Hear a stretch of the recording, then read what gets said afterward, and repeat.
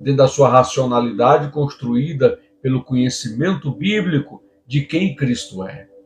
Tá? Não são as lutas, não são as dificuldades, não são as enfermidades, não são as moléstias, não são as pessoas que não acreditam no seu potencial que vai remover, tá, a convicção que você tem a Cristo. Por isso você vai perceber dentro do texto que Paulo, ele diz: posso todas as coisas naquele que me fortalece. Por que eu posso todas as coisas? Tá? Dentro do princípio, dentro das verdades escriturísticas, por que eu posso todas as coisas dentro dos valores, tá, inseridos em mim pelas escrituras? Por que eu posso todas as coisas? Porque o fundamento da minha vida, da minha casa espiritual, é Cristo Jesus, que diariamente, em todo momento, está fortalecendo a minha vida espiritual.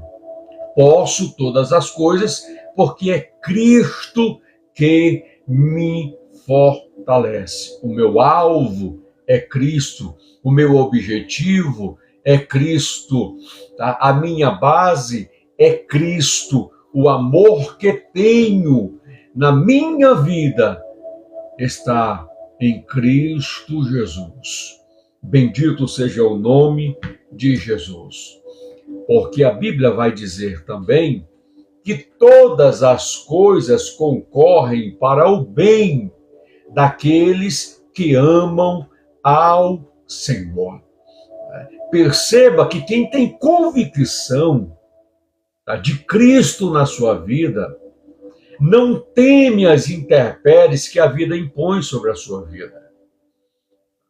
Não impõe. Se há medo, se há dúvidas, você não tem fé.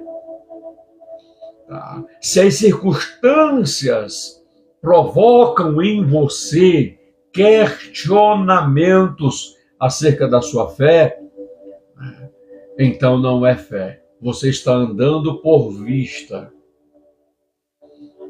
Você percebe que na galeria dos heróis da fé, assim chamado, tá, o capítulo 11 do livro de Hebreus, né, que é uma carta, que não sabe se de certo quem é o autor. Muitos atribuem ao apóstolo Paulo, muitos atribuem esta carta a Tiago, mas são suposições. Tá? Não há algo concreto de quem escreveu a carta aos Hebreus. Mas quando nós lemos a galeria dos heróis da fé, nós vamos ficar admirados. Tá? Como estes homens, tá, se posicionaram em Deus.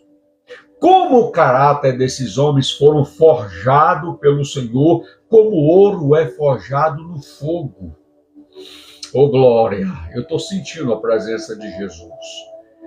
Estou sentindo a presença do Espírito Santo. Você percebe que eles não questionaram. Tá? Abraão ouviu a voz de Deus.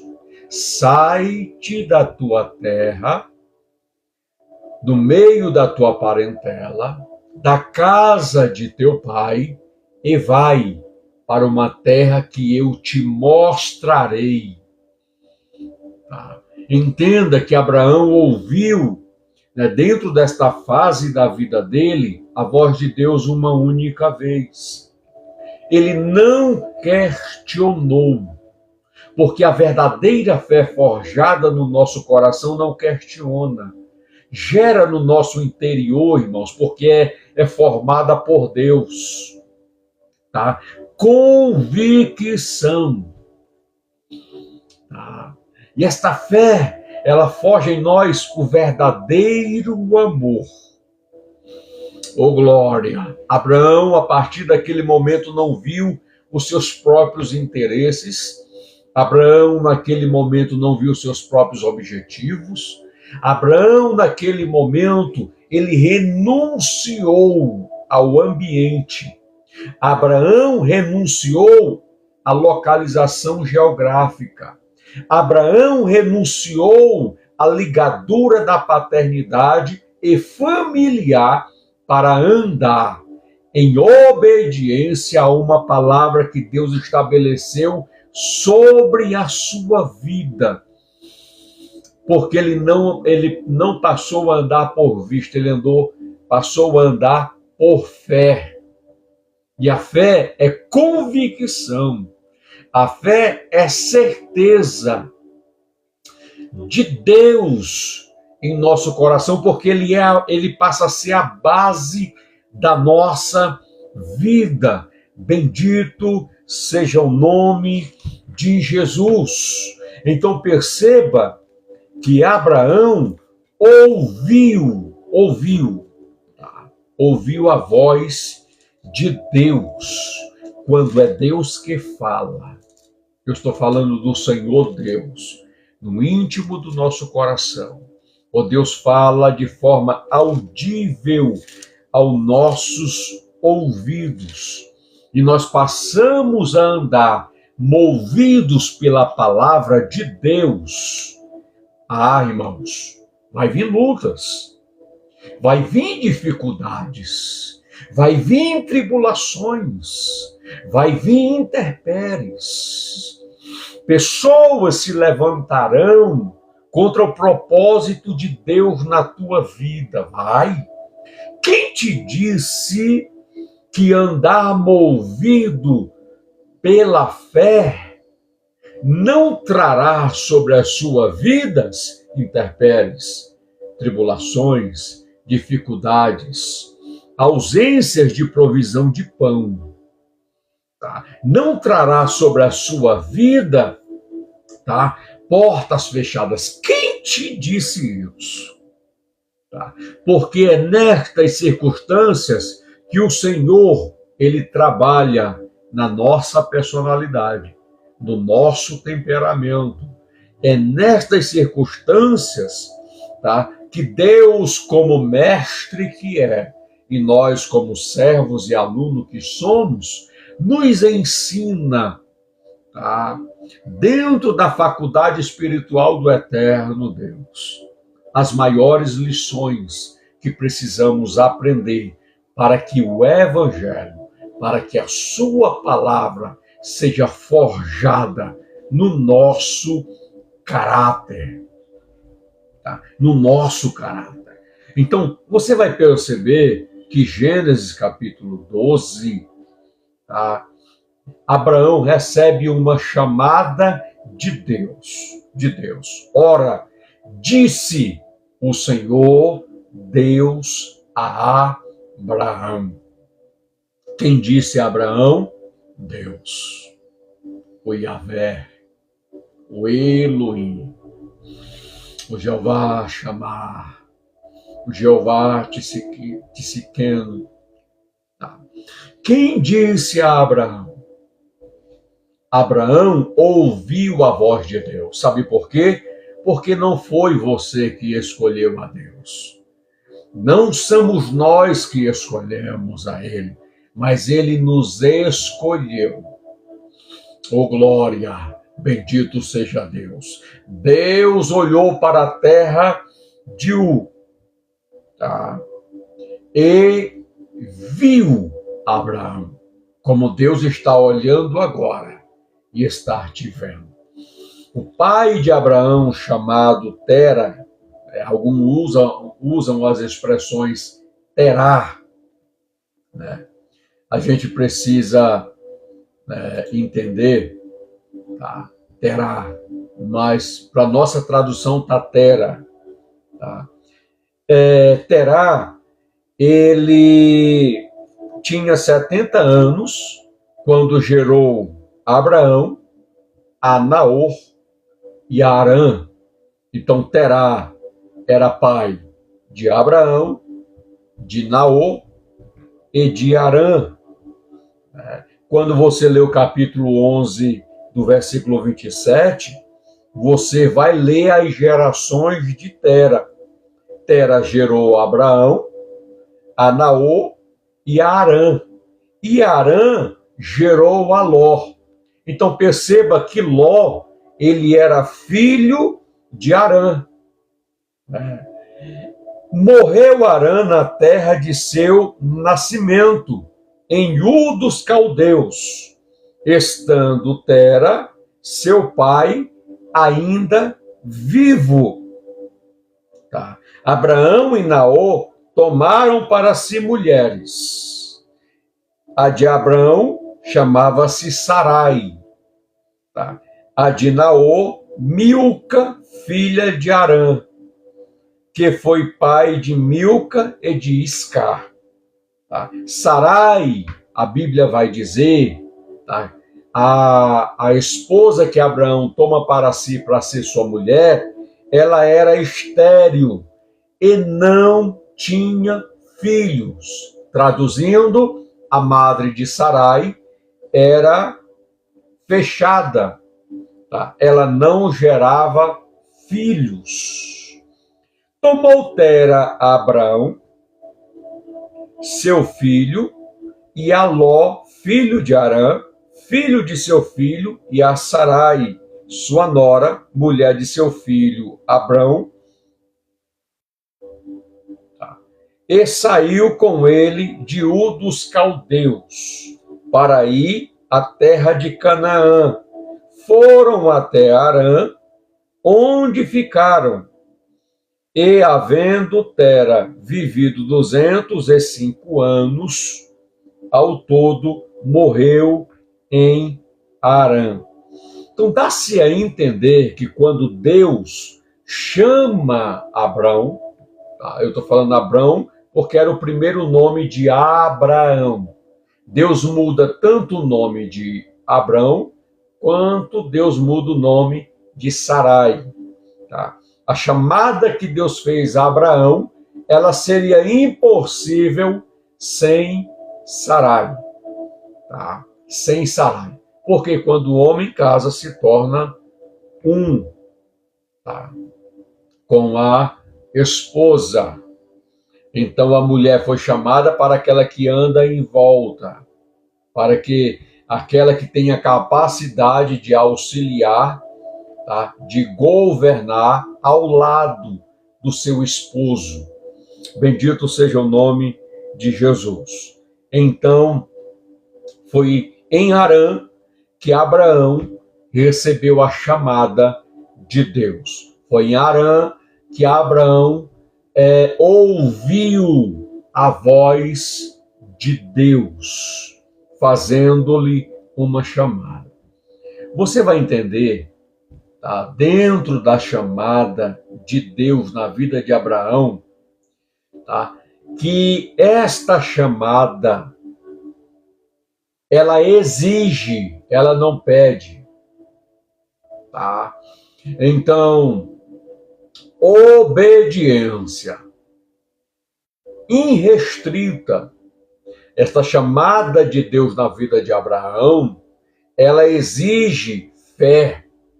Esta chamada na vida de Abraão, ela exige perseverança. Então entenda que dentro da chamada, tá, tendo Deus como base, porque o Senhor Deus, ele vela sobre a sua palavra para cumprir.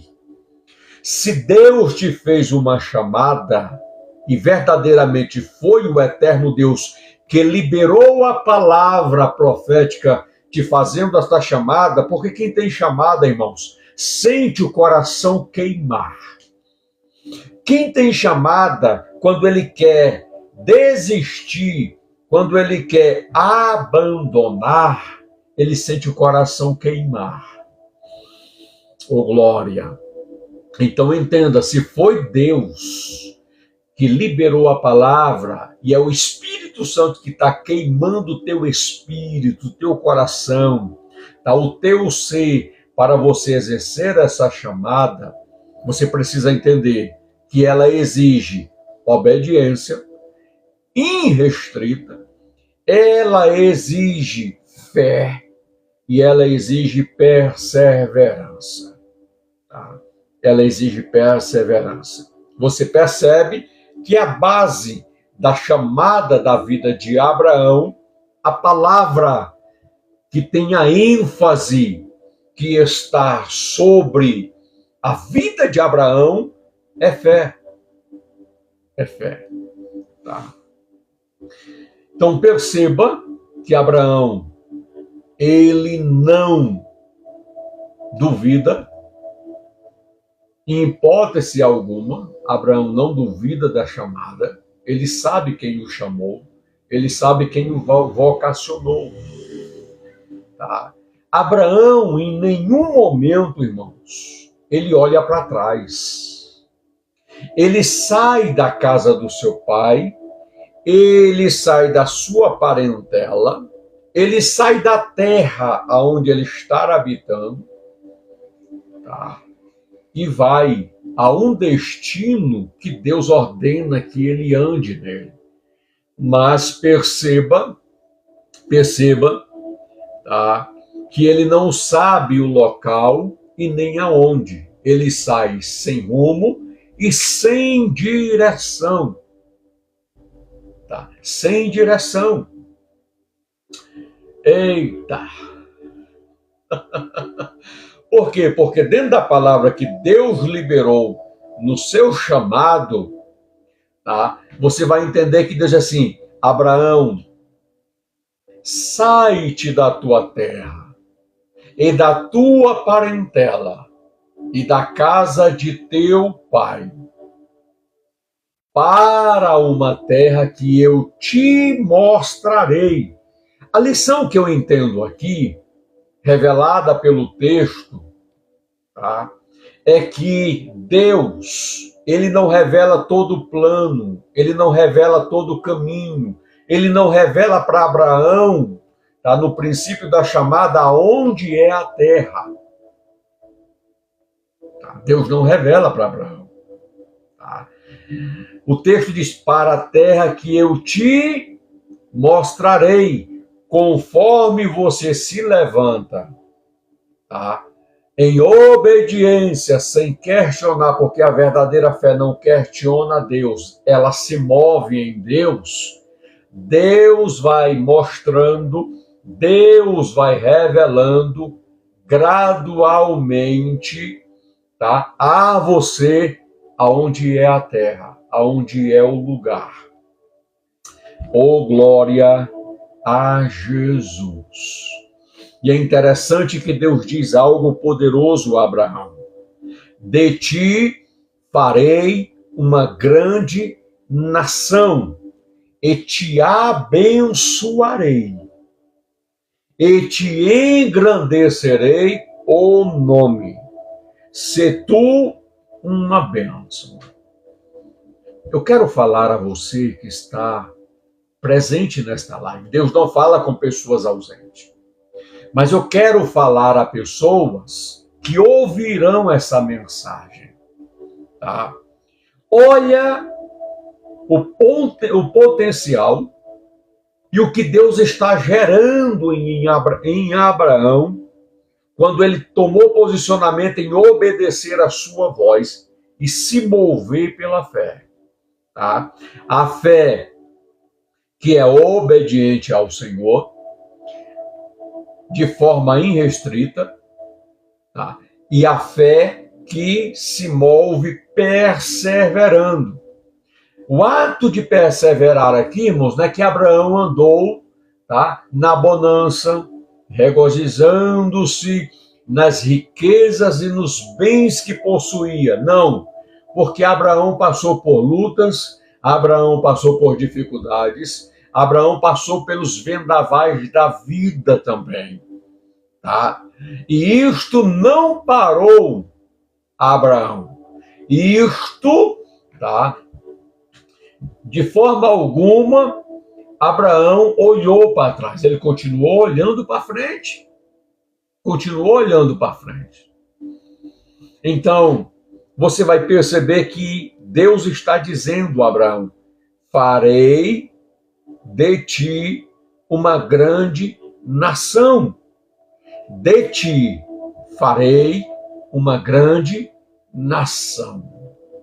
O teu chamado, a tua vocação, tá, gerará no Senhor e para o Senhor nações, vidas, almas, pois este é o propósito fundamental de Deus na nossa vida, tá? E te abençoarei, e te engrandecerei o nome. Quem vai engrandecer o nome? É Deus. A honra é dele, a glória é dele. Ele não dará a sua glória a ninguém. Tá? Ele diz, se tu uma bênção. E diz, todos, Abraão, que te abençoarem, eu abençoarei. É interessante, tá? Que isto aqui, irmãos, isto aqui fala de pessoas que reconhecerão o Senhor Deus na sua vida, a bênção de Deus na sua vida, e te abençoará. Eu acho interessante esse texto aqui, que diz assim, abençoarei os que te abençoarem. Então, quando Deus se move na sua vida, automaticamente gerará frutos de pessoas abençoando a sua vida. Automaticamente é Deus que vai abençoar as pessoas. É interessante que quando você faz algo a qualquer pessoa, querendo algo em troca, tá? Primeiro que isso não é amor. Tá? Segundo que isso não demonstra amor. Todas as vezes que eu me movo querendo algo em troca de alguém, tá? Isto não pode ser chamado de amor. Mas o perfeito amor vai fazer eu estender a minha mão a ajudar alguém sem receber algo em troca. Porque eu estou me movendo por princípio de Deus. Agora, é interessante que é Deus que no seu tempo retribuirá a bênção sobre a sua vida. Você está lançando as sementes movidas por Deus na vida das pessoas.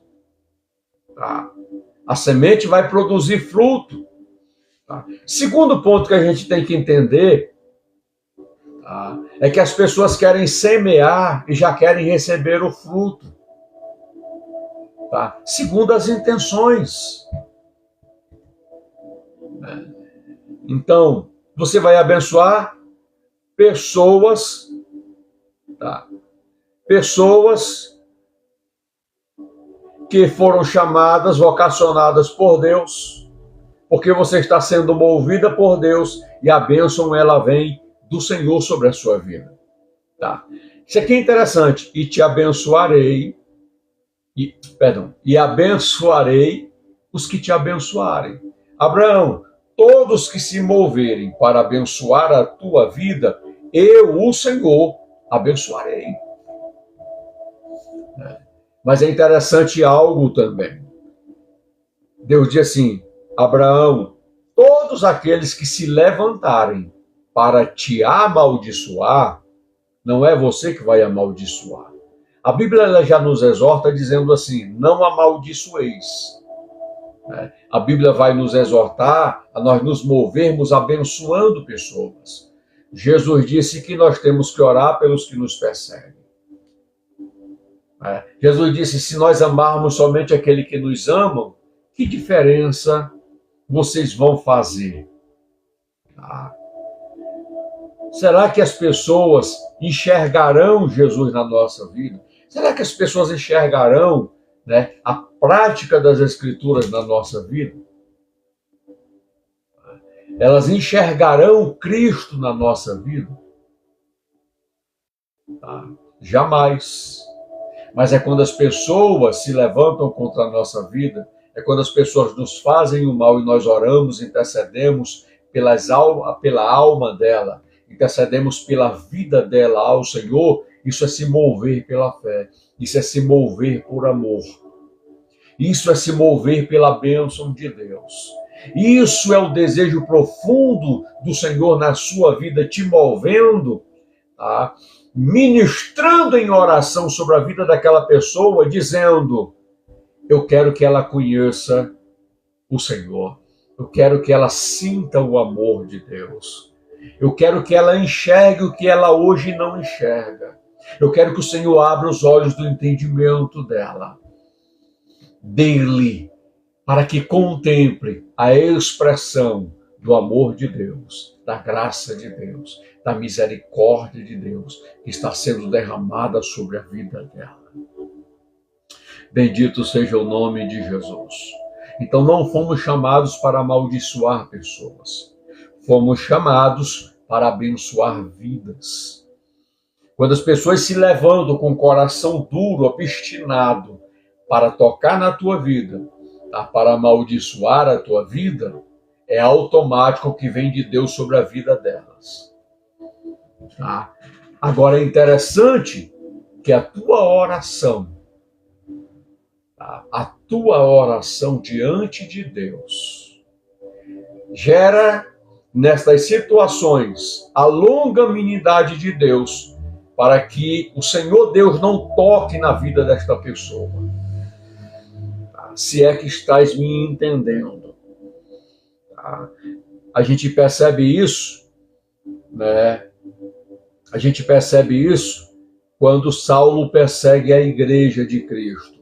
Quando Jesus se manifesta, tá, no caminho de Damasco, aqui Paulo estava com a carta do sumo sacerdote para perseguir ali a igreja na cidade de Damasco.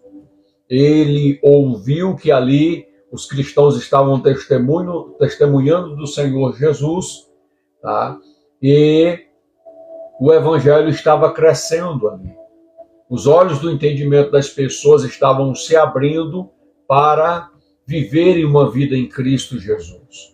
Então ele vai ali com uma missão: parar aqueles que estavam pregando acerca do evangelho de Jesus, as boas novas do reino de Deus. Então você percebe que ele não estava perseguindo a igreja em si, mas o Senhor dela, aquele que vela sobre ela, que é a noiva. Quando Jesus aparece, tá, no caminho, você percebe, tá, que Saulo cai por terra, porque Jesus já havia sido glorificado com a glória que ele tinha no princípio. Tá? Então, homem nenhum pode ver a santidade de Deus e ficar vivo. Então, quando Jesus apareceu a ele, a Bíblia diz que ele cai por terra, uma escama cai sobre os seus olhos e ele fica cego. Por quê? Porque ele contemplou Jesus glorificado. Quando ele olhou para aquela luz, ele só ouvia a voz. E a voz que veio sobre ele disse: Saulo, Saulo, por que tu me persegues? Ora, meus irmãos, Saulo estava perseguindo quem? A igreja, que levava as boas novas do evangelho. A palavra evangelho significa boas novas ou boa notícia. Tá? Então perceba que a igreja estava evangelizando, anunciando, tornando conhecido, tá? Fazendo uma apresentação de Jesus às pessoas. Tá? Então Saulo estava perseguindo as boas novas do Evangelho de Jesus, que era anunciado pelos cristãos da época. Tá? Então, você percebe que os irmãos, naquela época, eles abraçaram por inteiro o compromisso de anunciar o nome de Jesus, de serem pessoas conduzidas pelo Espírito Santo, tá? Em obediência a uma chamada central de Jesus, a cumprirem o ID, que é o ato de ir, levar as boas novas, é o ato de fazer a apresentação de Cristo às pessoas. Tá? Quais são as boas novas? Tá?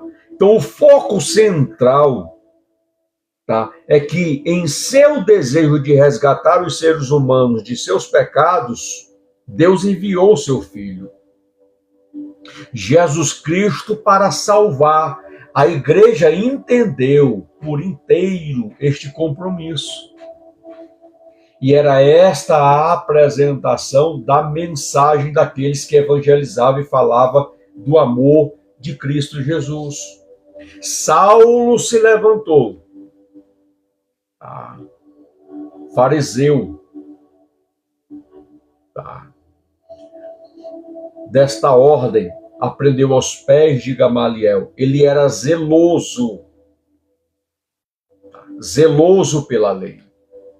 E a Bíblia diz que todos aqueles que foram encerrados debaixo da lei, tá, foram encerrados debaixo de maldição. Todos pecaram e destituídos estão da glória de Deus.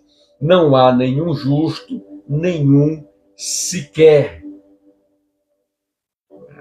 Então, todos os conceitos de religião da época, após a manifestação de Cristo, foi encerrada debaixo de pecado. Tá? Todas essas religiões precisavam conhecer as boas novas de Cristo Jesus, a mensagem de Cristo Jesus, apresentar Jesus como o único que é mediador entre Deus e os homens, o único que é o caminho, a verdade e a vida, o único que intercede a Deus em favor dos homens, Cristo Jesus. E Saulo se levantou para perseguir, para parar a mensagem de Jesus. Perceba que o próprio Cristo confronta ao apóstolo Paulo. Tá? E o que tem a ver isso, pastor? Tá? Com a chamada de Deus a Abraão. Tá? Então perceba que o termo eclésia é chamados para fora.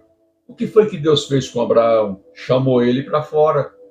Do ambiente familiar, do ambiente geográfico, do ambiente dos parentes. Chamou para fora. É o mesmo termo que aplica à eclésia, chamados para fora. Tá?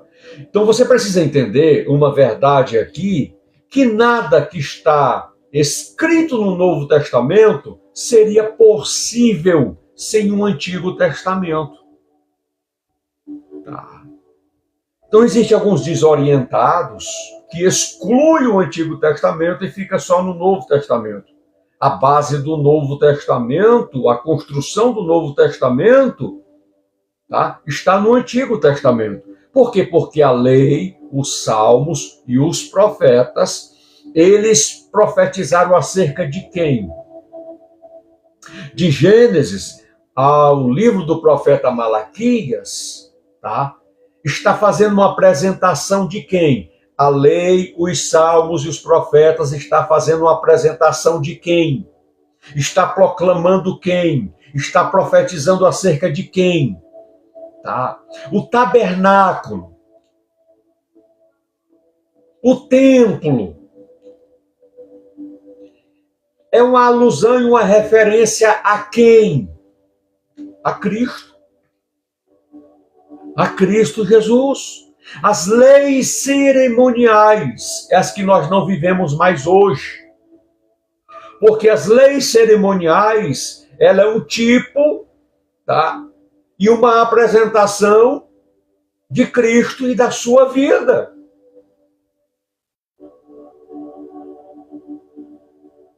Então é impossível o Novo Testamento se alicerçar sem a construção do Antigo Testamento. Porque Jesus veio cumprir o que está escrito na lei e nos profetas. Porque a lei e os profetas proclamavam quem? O Messias. Tá? Quando eu leio aqui, irmãos, Marcos, capítulo de número 1, tá? Versículo de número 14, versículo de número 15, olha o que a Bíblia diz. Depois de João ter sido preso, foi Jesus para a Galileia, pregando o Evangelho de Deus. O Evangelho de Deus apresenta quem? O unigênito. O Evangelho de Deus apresenta quem? O Cordeiro de Deus que tira o pecado do mundo. Tá? É o que João Batista anunciava às beiras do Rio Jordão, no deserto da Judéia. E aproximadamente 5.000 pessoas, segundo os historiadores, iam ouvir João Batista profetizando no deserto da Judéia. As pessoas saíam da cidade e iam para o deserto, ouviam um homem que nem aparência tinha. Vestia-se de trajes de pelo de camelo, um cinto de couro, alimentava-se de mel, tá? E de gafanhotos. E no deserto da Judéia, à beira do Rio Jordão, ele profetizava, fazia uma apresentação do Messias. Tá? Aí Jesus, isso aqui é Jesus dizendo, o tempo está cumprido, o que a lei, os salmos e os profetas proclamaram estar aqui diante de vocês. Ô glória! Bendito seja o nome de Jesus. É o que João Batista, dizendo, raça de víboras, quem vos induziu a fugir da ira vindoura? E João Batista está profetizando, produzi, pois, frutos dignos de arrependimento. Tá? Esta, irmãos, era a mensagem de João Batista no deserto. E o texto vai dizer, e pregava dizendo, após mim, depois de mim, vem aquele que é mais poderoso do que eu, do qual não sou digno de desatar-lhes as correias das sandálias. Eu vos batizo com água para arrependimento, mas aquele que vem após mim, a qual não sou digno de desatar-lhe as correias das sandálias, ele vos batizará com o Espírito Santo e com fogo. Quando Jesus disse, o tempo está cumprido, quem fez esta apresentação? João Batista. Ele está pregando, ele está profetizando. De repente, Jesus aparece. E a Bíblia vai dizer que o Espírito de Deus mostra para João, eis aí o Cordeiro de Deus que tira o pecado do mundo. Bendito seja o nome de Jesus. Jesus disse que entre os nascidos de mulher, não há ninguém maior do que João. Oh, glória! Ele foi o último profeta, aquele que veio preparar o caminho. Oh, glória! Fazer a apresentação do Messias. Aí você percebe que Jesus diz, o tempo está cumprido e o reino de Deus está próximo. Arrependei-vos e crede no Evangelho de Cristo Jesus. Oh, glória! Bendito seja o nome de Jesus. Então, perceba que Jesus está proclamando e dizendo: creiam no Evangelho. Os 4 evangelhos, o primeiro evangelho escrito foi o de Marcos, tá? Aí você percebe que Mateus, você percebe que Lucas, você percebe que João, ele tem como base, tá, da sua escrita, tá, da vida de Jesus, do seu nascimento, a sua ressurreição e da sua ascensão no Monte das Oliveiras, tá? Eles têm como base, tá, o Evangelho de Marcos, para fazer as suas narrativas, a sua apresentação de Cristo Jesus. Marcos era um escriba. Marcos, ele era discípulo do apóstolo Pedro. Tá? Então, subtende que o Evangelho de Jesus segundo escreveu Marcos, tá? Quem fez a locução dele foi Pedro. Marcos, como escriba, ele faz, tá, e escreve este evangelho que nós temos hoje. Bendito seja o nome de Jesus. Bendito seja o nome de Jesus. Então, nós precisamos entender, meus irmãos, que nada nos separa do amor de Deus. A fome, a peste, a nudez, as tribulações, as dificuldades. Nada nos separa do amor de Deus. Agora tem algo que separa-nos do amor de Deus, nos separa de Cristo.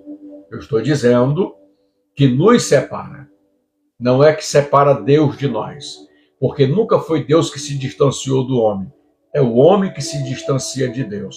E o que é que nos separa de Deus? Tá? O pecado. O pecado, tá, é o fundamento da desobediência. Tá? E o que o pecado gera em nós? Morte. Quebra da comunhão com Deus. Porque a palavra morte em si, na raiz da palavra, significa separação. Tá? O pecado gera morte espiritual na nossa vida. Tá? Nos separa de Deus. Tá? Então, só produzindo fruto de arrependimento verdadeiro diante de Deus, tá, nos convertendo dos nossos maus caminhos, é que nos leva a nos reatar com Deus dentro da sua comunhão. Tá? Dentro da sua comunhão. Então, é nós que precisamos nos achegar ao Senhor. Deus. Augusto Nicodemos, ele diz algo interessante. Ele diz que arrependimento não é quando nós choramos. Tá? O arrependimento faz nós reconhecermos quem nós somos. O arrependimento faz nós olharmos que a palavra de Deus está dizendo: você é pecador. E eu concordo com Deus, eu sou pecador. Tá? Isso traz um despertar, tá, na minha consciência. E a minha consciência vai dizer: você é pecador. Então o que eu tenho que fazer? Produzir frutos de arrependimento. Que frutos são esses? Um coração quebrantado e contrito de forma sincera e verdadeira diante de Deus, dizendo: Senhor, me recebe de volta, porque verdadeiramente eu pequei. Tá? Me perdoa, Senhor, dos meus pecados, porque eu não vou voltar mais a praticá-los, mas vou andar em novidade de vida. Eu vou andar na tua presença. Eu vou andar movido pela tua palavra, que é lâmpada para os meus pés e luz para o meu caminho.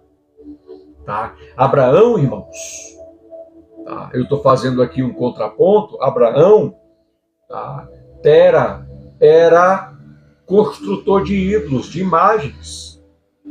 Tá? Era uma geração idólatra. Deus tira Abraão desta condição. Ele sai para fora para andar agora movido, governado, dirigido por Deus. Foi o que nós fizemos. Nós vivemos no pecado, segundo o curso desse mundo. segundo o príncipe desse mundo, que é o diabo, segundo os Coríntios 4:4, o Deus desse século, tá? Cegou o entendimento dos homens para que não compreenda a luz da glória do evangelho. Tá? Então, com as fascinações, com as idolatrias, com as paixões, com as concupiscências que esse mundo oferece ao homem, que o homem está mergulhado. Nós saímos desse contexto. Fomos chamados por Deus, o convite é para todos. Vinde a mim, todos que estáis cansados e sobrecarregados, e eu vos aliviarei. Tomai sobre vós o meu jugo e aprendei de mim, que sou manso e humilde de coração. Disse Jesus, o convite é para todos, a salvação é para todos, a graça é para todos, o amor de Deus está sobre todos. Agora a pergunta é, está na sua vida? Tá? Deus ama o ser humano inerente à condição e ao estado que ele está. Mas você ama a Deus? Você tem recebido na sua vida esse amor? Mas você tem honrado esse amor de Deus na sua vida? O primeiro mandamento com promessa é: amarás o Senhor teu Deus de todo o teu coração, de toda a tua alma, tá? De todas as tuas forças. O segundo, semelhante a esse, amarás o teu próximo como a ti mesmo. Então entenda, quando eu amo a Deus, eu entendo que Ele me amou primeiro. Quando eu amo a Deus, eu estou sendo grato pelo amor que Ele derramou na minha vida, honrando-o, andando segundo a sua palavra. Quando eu amo de fato a Deus, eu não questiono o seu amor, eu não questiono, tá, as proporções da vocação e da chamada que Ele tem na minha vida, mas eu ando em obediência àquilo que Ele me chamou. Bendito seja Deus. Abraão saiu. Você saiu? Tá. Você saiu do ambiente? Tá. Você saiu do ambiente? Que ambiente, pastor? Saiu da tua terra? Você saiu do meio da tua parentela? Você saiu da casa do teu pai? Você está se movendo para Nova Canaã, para a terra que o Senhor te mostrará. Tá? O termo eclésia é chamados para fora. Saímos do contexto do pecado para viver em novidade de vida, santificação e honra no Espírito, para agradarmos a Deus, tá? Reconhecendo o que Jesus fez pela nossa vida. Bendito seja o nome de Jesus. Tá? Bendito seja o nome de Jesus. Tá? Então Abraão foi chamado. Abraão andou em obediência às Escrituras. Tá? Abraão andou em obediência a Deus e ao seu chamado. Tá? Do chamado de Abraão até o cumprimento da promessa, até a terra prometida, né? E foi se cumprindo nos seus descendentes, Abraão passou por lutas, tribulações, dificuldades, intempéries, momentos difíceis na vida, mas ele não largou, tá, o chamado, ele não largou o propósito, ele não abandonou, tá, aquilo que Deus havia lhe prometido. Fiel é o Senhor e cumprirá na nossa vida o que Ele falou, o que Ele declarou sobre a sua vida. Bendito seja o nome de Jesus. Eu te pergunto nesta oportunidade, tá? Como está a tua vida? Como está a tua vida espiritual? Como você tem andado com Deus? Tá? Como tem sido o seu relacionamento com Deus? Você tem zelado ou você tem relaxado no seu relacionamento com Deus? Tá? Eu quero deixar esta reflexão, esta palavra para a tua vida, tá? Porque a salvação é algo individual, relacionamento com Deus é algo individual, para vivermos em comunhão, em unidade, tá? Adorando a Deus. Adorando. Ah, pastor, eu tenho comunhão com Deus, mas não quero saber de A, de B, de C, de cicano, quando se refere ao corpo. Irmãos, qual é o segundo mandamento semelhante? Amarás o teu próximo como a ti mesmo. Então, se eu sou pleno do amor de Deus, vai fluir e alcançará pessoas. A comunhão plena de Deus na nossa vida, ela é embasada em termos comunhão uns com os outros. Amém? Que o Senhor Deus te abençoe, que o Senhor Deus flua a sua presença na sua vida, que a sua semana seja abençoada, que toda a sorte da plenitude de Deus, tá, seja derramada sobre a sua vida. Tudo aquilo que está trancado na sua vida, eu profetizo que seja destrancado, que seja aberto e que você alcance a bênção, a vitória, a cura, o milagre sobre a sua vida. Deus abençoe. Fique na graça, fique na paz, reflita, medite nesta palavra de Deus sobre a sua vida.